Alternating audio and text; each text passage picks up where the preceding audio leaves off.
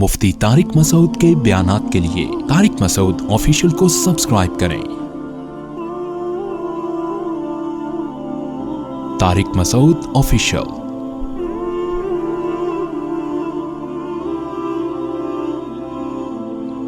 या अय्युहल्लज़ीना आमनू इज़ा तदायनतुम बिदैनिन इला अजलिम मुसम्मन फक्तुबूहु।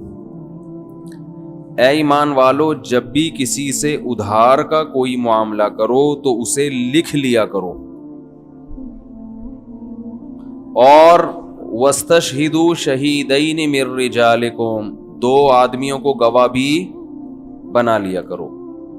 फ़इल्लम यकूना रजुलैनी, 2 आदमी ना मिले, फ़रजुलुन वम्रातानी, तो 1 मर्द और 2 औरतें, इनको गवाह बना लिया करो। अंतज़िल्ला इहदाहुमा, 2 औरतों का हम इसलिए कह रहे हैं कि एक अगर भूल जाए, फतुज़क्किरा इहदाहुमल उखरा, तो दूसरी उसको याद दिला दे। तो 2 औरतें गवाही में 1 मर्द के बराबर हैं। निकाह में भी ऐसा ही है, 2 मर्द या 1 मर्द और 2 लेडीज, ठीक है ना। तो अल्लाह ताला ने इस आयत में हमें हुक्म दिया कि लेन देन का कोई भी मामला हो तो किस फॉर्म में होना चाहिए? रिटर्न में, और सिर्फ रिटर्न फॉर्म में भी ना हो बल्कि उस पर गवाह भी मौजूद हो। आज दीनदारों में ये बहुत बड़ी मुसीबत आ गई है कि वो मामलात में साफ नहीं होते, लिखत पढ़त नहीं करते, एतमाद पे जबानी चल रहे होते हैं। किसी से कोई एग्रीमेंट हो ना, अगर कहो भाई लिख लो, क्या लिखना क्या यार, जबान होती है इंसान की, क्या कहते हैं, इंसान की जबान होती है, ये जबान दे दी ना बस। ये होता है कि नहीं होता? इतने खराब मामलात चल रहे हैं घरों में, मामलात में, खरीदो फरोख्त में, वसीयत में, कुछ पता ही नहीं है किसी का। उसके बाद जो बदगुमानियां फैलती हैं, लड़ाइयां होती हैं, आपस में इख्तलाफ होता है, गोलियां चलती हैं, वो सिर्फ इसलिए होती हैं कि शुरू से मामलात क्लियर, बोलो भाई, नहीं हो।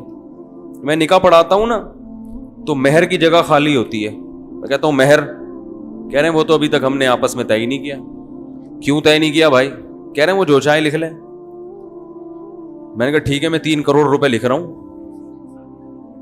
मैं क्या लिख रहा हूं भाई? मेरी शादी थोड़ी हो रही है जो काजी साहब जो चाहे लिख लें। लड़के से पूछो, अब लड़का वहां शर्मिंदा, अब लड़की वाले वहां जो भी बोल दें वो कम कराते हुए शर्म महसूस कर रहा है। और अगर लड़के से पहले पूछ लो कितना, तो वो इतना थोड़ा बताएगा कि अब लड़की वाले बढ़ाते हुए शर्म महसूस कर रहे हैं। भरे मजमे में लोग क्या बोलेंगे भाई? तो ये है मामलात। ये तो पहले से तय होना चाहिए ना कि मेहर कितना होना चाहिए, और लिखवा लें। निकाह नामे पे पहले मेहर, सबसे पहले क्या लिखवाना है? मेहर। तो मामलात में लिखत पढ़त और उसमें सफाई नहीं है हमारे मुआशरे में।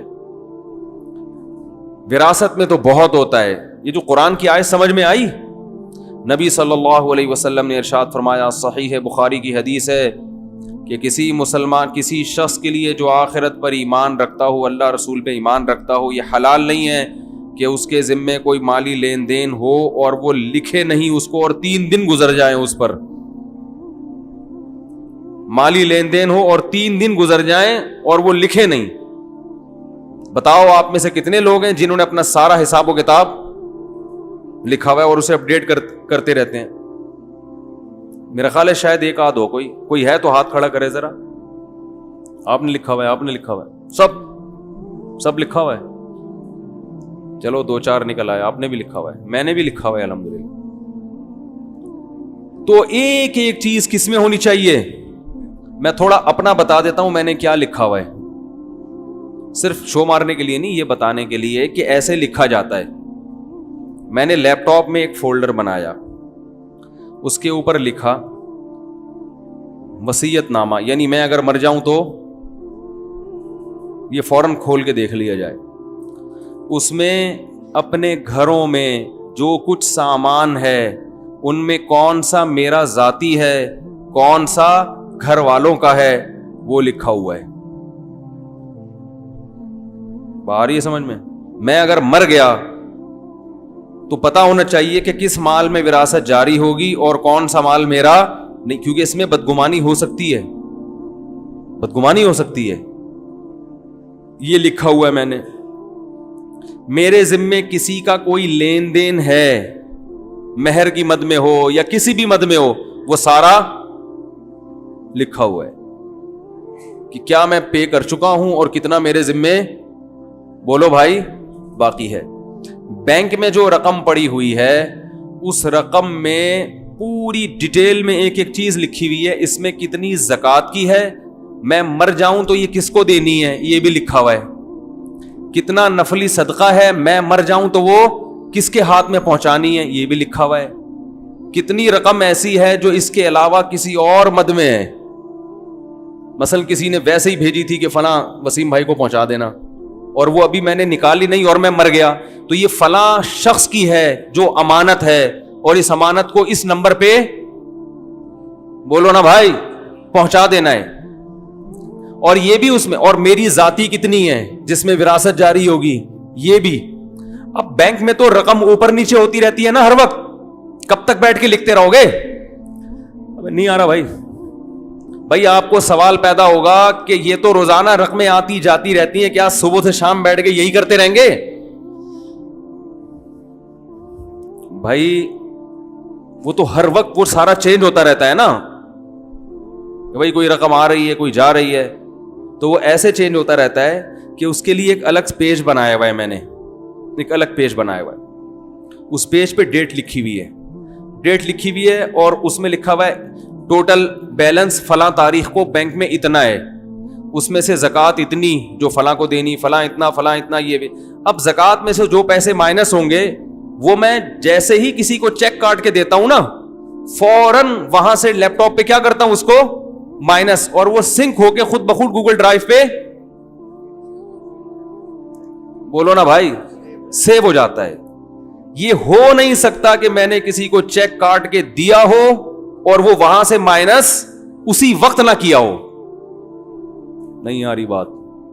جیسے ہی کوئی رقم میرے اکاؤنٹ میں آتی ہے, موبائل پہ میسج آ گیا یا بینک کا نوٹس آ گیا یا کسی نے کال کی کہ اتنے پیسے بھیجے ہیں, فوراً وہ پلس کی شکل میں لکھ لیتا ہوں کہ مثلا زکوٰۃ میں آئے نا تو پلس اتنے اماؤنٹ اور اوپر ڈیٹ کہ آج کی تاریخ میں یہ جو اماؤنٹ آیا تو یہ کس مد میں ہے, یہ زکوٰۃ میں. اور زکوٰۃ کا پہلے سے بتایا ہوا ہے کہ کیا کرنا ہے, اس کا صدقے کا پہلے سے بتایا ہوا ہے جو ہے. میں کیوں ساری باتیں بتاؤں کیا کیا ہے میرے پاس, میں ایک مثال دے رہا ہوں. تو ایک وہ روزانہ ہوتا رہتا ہے روز کے حساب سے, اور وہ سنک ہو کے گوگل ڈرائیو پہ, اور گوگل ڈرائیو کا پاسورڈ اپنے کسی قابل اعتماد آدمی کو دیا ہوا ہے کہ میں مر جاؤں تو یہ پاسورڈ ہے, یہ فوراً کھول کے یہ فائل نکال لینا.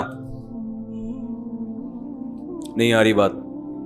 آ رہی ہے الحمدللہ.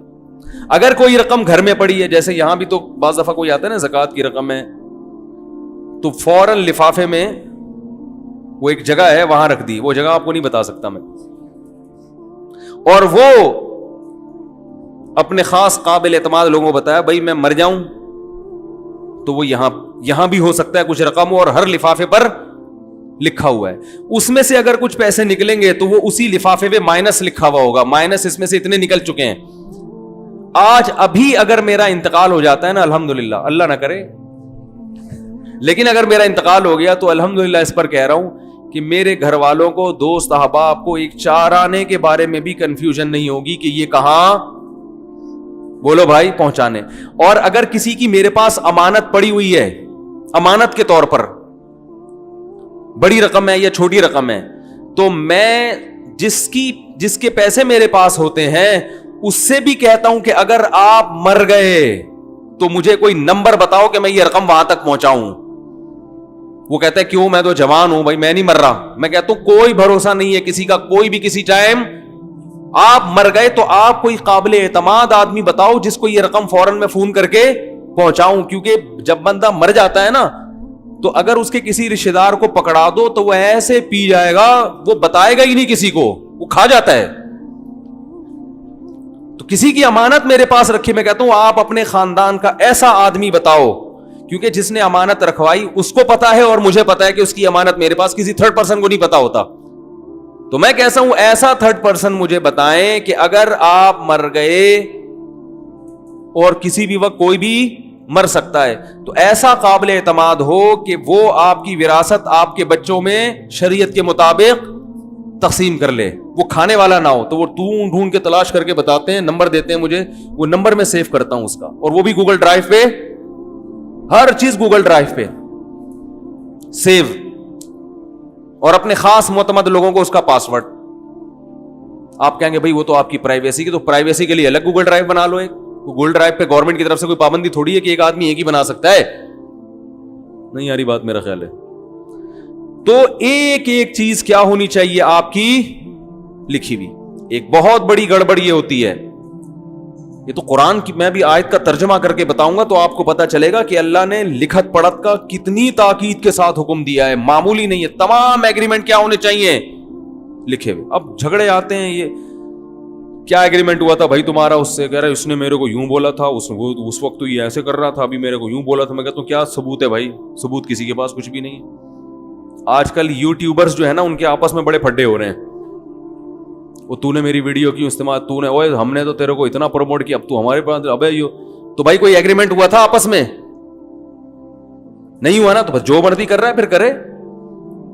کہ ہم نے تو یوں کر دیا, تم نے جو یوں کیا تھا تو تم نے پوچھ کے کیا تھا, تم نے کوئی ایگریمنٹ کیا تھا پہلے؟